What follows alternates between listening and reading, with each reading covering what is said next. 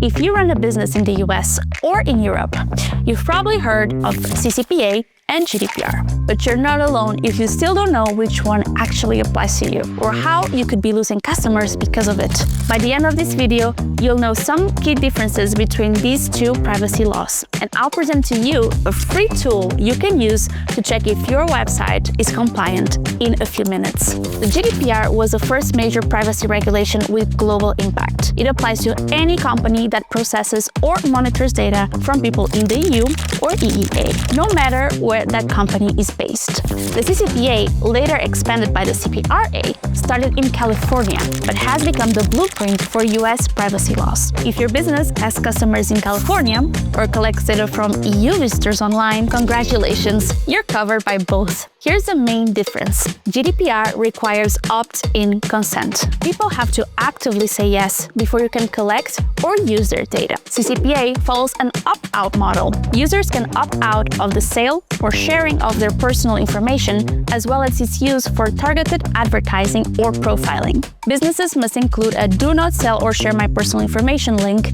on their website. So one law asks for permission up front, the other gives people the right to step out. In practice, it's all about how you design consent into your user experience. Are your cookie banners clear? Are your settings easy to find?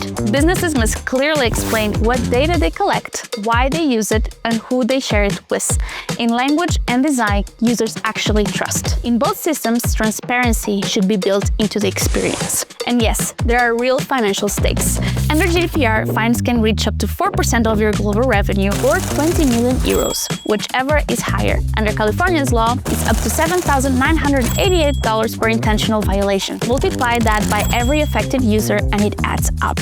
Both laws also give extra protection to what's called sensitive personal data. Things like your religion, health information, sexual orientation, or biometric identifiers. The GDPR strictly limits how this data can be processed. The CCPA follows suit in this case, limiting the use and disclosure of sensitive personal information. In short, the more personal the data, the higher your responsibility.